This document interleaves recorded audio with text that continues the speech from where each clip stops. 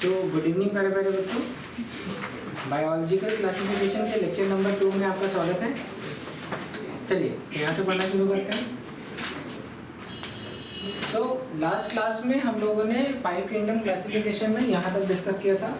तो देखिए एक एनसीईआरटी नाम की किताब है और इस किताब में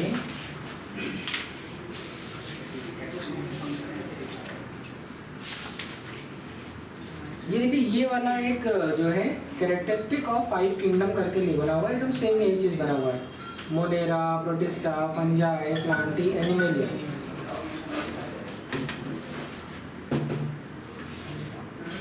एक सेकंड हो जाएगा बेटा।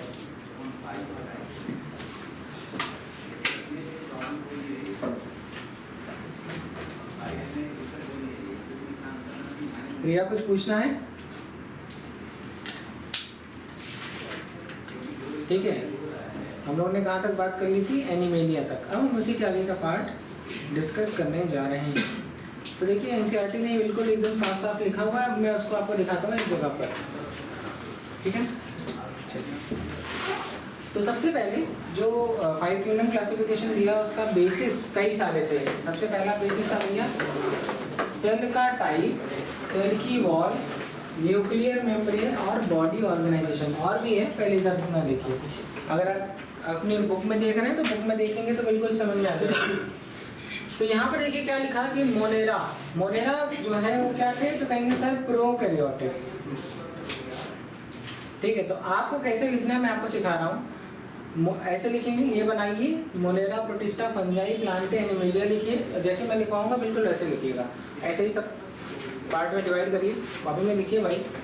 और इसके बाद इसके नीचे सिर्फ प्रोकैरियोटिक लिखिएगा और ऐसे करके केवल एक जगह यूकैरियोटिक लिख दीजिए। एक काम हो गया आपका, एक काम आपका ओके हो गया। लिखिए, बनाइए। कल बनाया था क्या? आप बनाओ सर। ठीक है, आपको करना कुछ नहीं है। इधर डालना है कैरेक्टर और इधर डालना है Monera, Protista, Fungi, Plantae, Animalia. Cell type prokaryotic, यहाँ यूकैरियोटिक। अब बात आती है सेल वॉल। तो यहाँ पर प्रेजेंट, यहाँ पर आपको लिखना है प्रेजेंट और यहाँ पर लिखना है जैसे नॉन सेल्यूलोजिक लिखा है, इसकी जगह क्या लिख सकते हैं? पेप्टाइडो ग्लाइकेन। अच्छा, शब्द पेप्टाइड बॉन्ड किसमें? अमीनो एसिड्स में ही तो प्रेजेंट होता है। ठीक है, प्रोटिस्टा में प्रेजेंट भी होता है, एब्सेंट भी होता है। लिखा है प्रेजेंट इन सम। फंजाई में प्रेजेंट और यहाँ पर विदाउट सेल्यूलोज की जगह क्या लिख देंगे? काइटिन। और प्लांटे में लिखेंगे प्रेजेंट सेल्यूलोज और एनिमलिया में एब्सेंट। अब बात करते हैं न्यूक्लियर मेम्ब्रेन। तो यहाँ पर क्या होगा? एब्सेंट। बाकी सब जगह आप ऐसे कॉमन करके क्या लिख देंगे? प्रेजेंट। अब इसके बाद बॉडी ऑर्गेनाइजेशन की जब हम बात करते हैं तो भैया यहाँ सेलुलर, मोनेरा है, यूनिसेलुलर है, ये भी यूनिसेलुलर।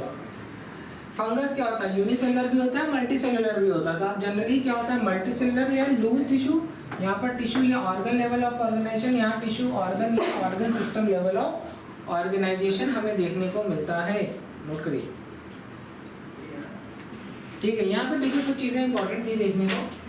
तो जैसे देखा गया कि अरे कोई भी चीज़ प्रोकैरियोटिक है तो ऐसा नहीं है कि उसको मोनेरा में डाल दें, लेकिन कोई चीज़ यूकैरियोटिक है तो देखा गया अरे बहुत से लोग यूकैरियोटिक हैं। दूसरा कैरेक्टर देखा गया, यूकैरियोटिक देखने के बाद क्या देखा गया? दूसरा कैरेक्टर सेल वॉल। अरे कहने बहुत में सेल वॉल है तो कहेंगे सेल वॉल का टाइप देखो, काइटिन का बना है तो फंगस में डाल दो। ठीक है, तो देखो कहीं यूनिसेलुलर तो नहीं है, देख तो हो सकता है प्रोटिस्टा हो। ठीक है, प्लांट है तो सेल वॉल होगी। तो देखेंगे सेल्यूलोज की बनी है कि नहीं बनी। चलो इसमें भी कंफ्यूजन होने लगी। तो इसके बाद एक और देख लिया, एक और कंडीशन देख ली कि देखो न्यूक्लियर मेम्ब्रेन प्रेजेंट है कि एब्सेंट है। तो जिसमें एब्सेंट होगी वो प्रोकैरियोट, जिसमें प्रेजेंट होगी वो यूकैरियोट। ठीक है, इसके बाद देखा गया बॉडी का ऑर्गेनाइजेशन सेल लेवल पे है, मतलब यूनिसेलुलर है, माइक्रोस्कोपिक है या मल्टी सेलुलर है या टिश्यू लेवल ऑर्गेनाइजेशन है या थोड़ा और बड़ा ऑर्गन लेवल ऑर्गेनाइजेशन या ऑर्गन सिस्टम लेवल ऑर्गेनाइजेशन, जैसे हम लोग ऑर्गन सिस्टम प्रेजेंट होता है हमारे बॉडी में।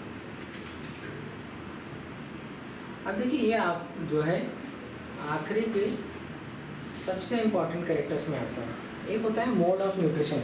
वो खाना किस तरीके से ले रहा है। तो कहेंगे सर जो भी मोनेरा होता है वो ऑटोट्रॉफिक भी होता है, कीमोसिंथेटिक भी होता है, फोटोसिंथेटिक भी होता है, हेट्रोट्रॉफिक भी होता है। अब क्योंकि एक सेल का है तो या तो सैप्रोफिटिक होगा या तो पैरासिटिक होगा। बात समझ में आ गई। ऑटोट्रॉफिक मतलब अपना खाना खुद बनाएगा, बिल्कुल फोटोसिंथेसिस की बात कर रहे हैं। तो ऑटोट्रॉफिक में भी दो कैटेगरी होती है, केमिकल का ऑक्सीडेशन करके खाना बना रहा है, पर्पल ग्रीन सल्फर बैक्टीरिया, तो वो कार्बन डाइऑक्साइड नहीं सल्फर डाइऑक्साइड लेता है खाने के लिए, ठीक है, समझ में आ गया। पानी की जगह H2S यूज करता है, हाइड्रोजन सल्फाइड यूज करता है। तो उनका जो वो केमिकल को ऑक्सीडाइज कर रहा है और उसकी वजह से क्या बन रही है, एनर्जी बन रही है, और प्रोडक्ट बना वो एनर्जी का इस्तेमाल करके वो अपना खाना वाना बना रहा है। तो ऐसे बैक्टीरिया को कहते हैं वो खाना तो अपना खुद से ही बना रहा है लेकिन केमिकल ऑक्सीडेशन करके, तो इसको कहते हैं कीमोसिंथेटिक ऑटोट्रॉफ, ठीक है, या कहते हैं कीमो ऑटोट्रॉफ। क्या कहते हैं, कीमो ऑटोट्रॉफ। और क्या, इसको बनाओ बड़ा से। अब बात आती है या तो कीमो ऑटोट्रॉफ या फोटोसिंथेटिक शब्द की जगह आप लिख सकते हैं फोटो ऑटोट्रॉफ। आप हेट्रोट्रॉफिक में लिख सकते हैं दो तरीके का, या तो ये सैप्रोफिटिक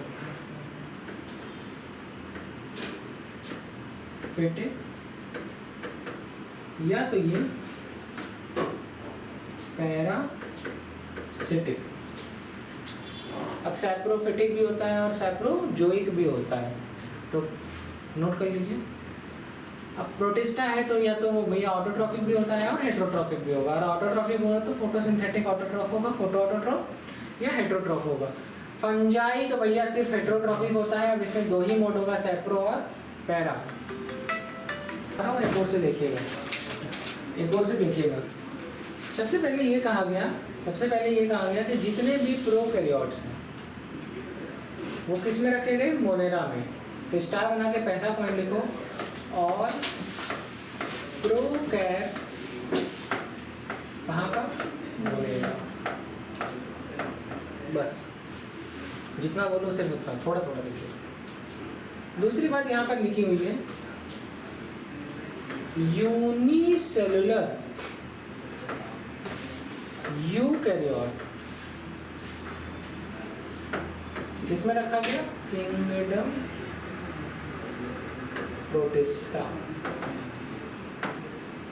यूनिसेलुलर यूकैरियोट को कहाँ रख दिया गया, प्रोटिस्टा। और यहाँ पर एक एग्जाम्पल था क्लेमाइडोमोनास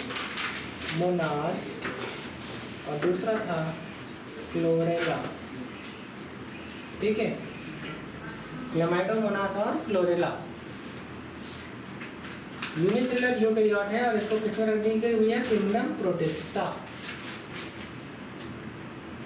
चलो अब यहाँ पर देखो एक और एग्जांपल है, दैट इज पैरामीशियम और अमीबा। इनको भी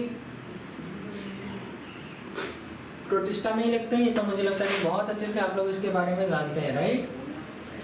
चलिए आगे बढ़े। अबे ये लिखा है वही लिख रहा हूँ, क्लेमाइडोमोनास और क्लोरेला।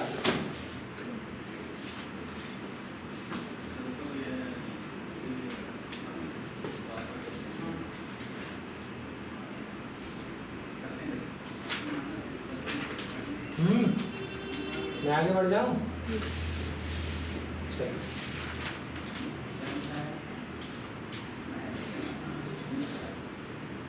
हो गया। एक सवाल का जवाब दो।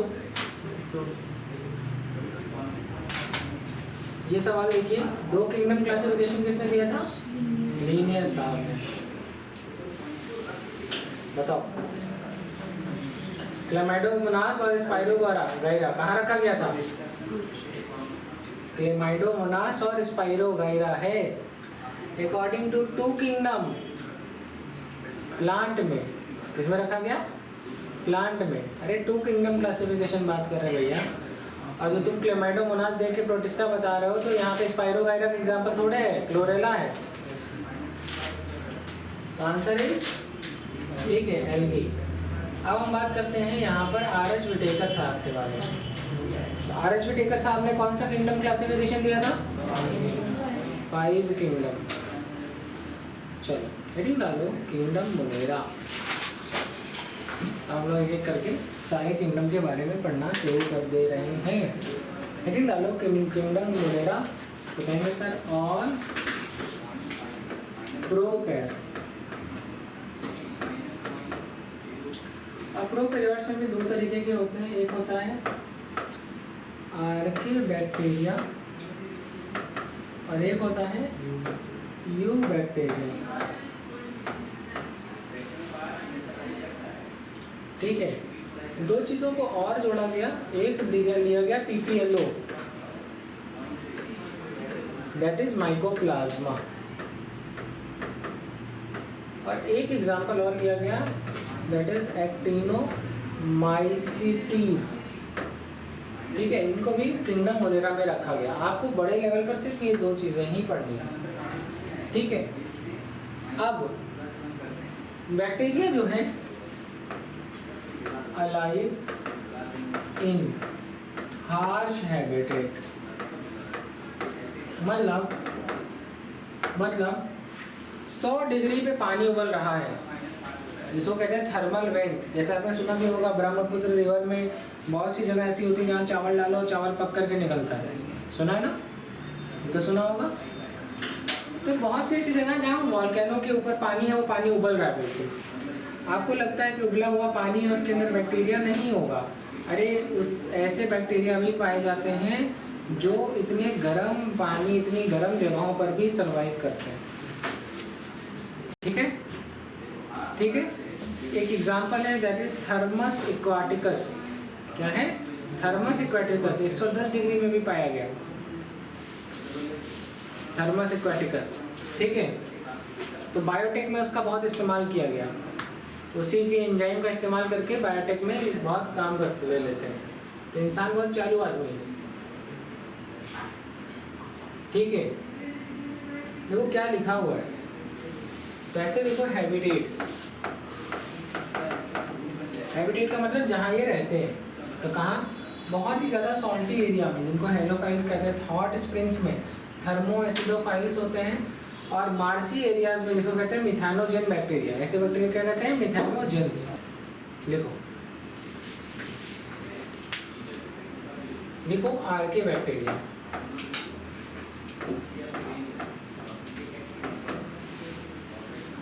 सबसे पहला देखो प्रिमिटिव बैक्टीरिया। दूसरा पॉइंट देखो, इनकी जो सेल वॉल है मेड ऑफ स्यूडो पेप्टाइडोग्लाइकेन।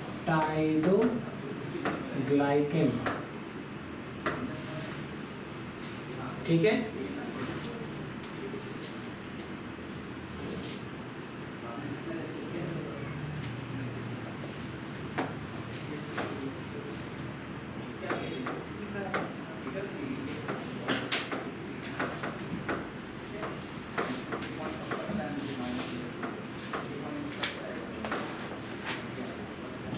यही सेल वॉल इसको एक्सट्रीम कंडीशन में भी जिंदा रखने के लिए मददगार होती है। चलो, आर्के बैक्टीरिया का एग्जाम्पल देखो, मिथेनोजेंस। तो ये कहाँ कहाँ पाया जाता है? इवन गाय भैंसों के र्यूमेन में भी।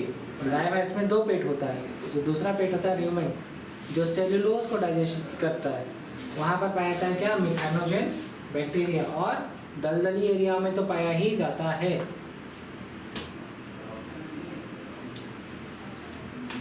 ठीक है,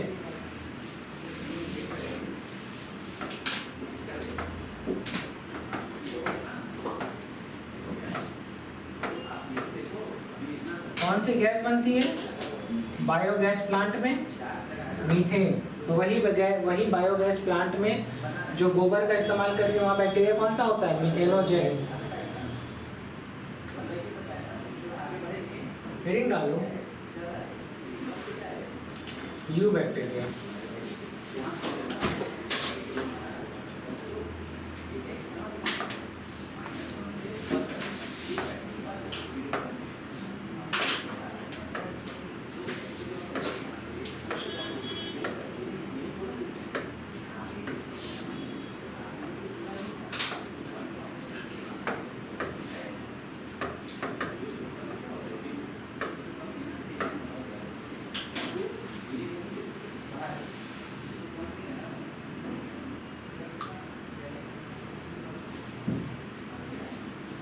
नहीं हुआ था।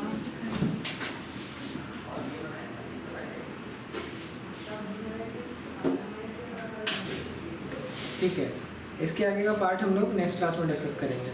Thank you.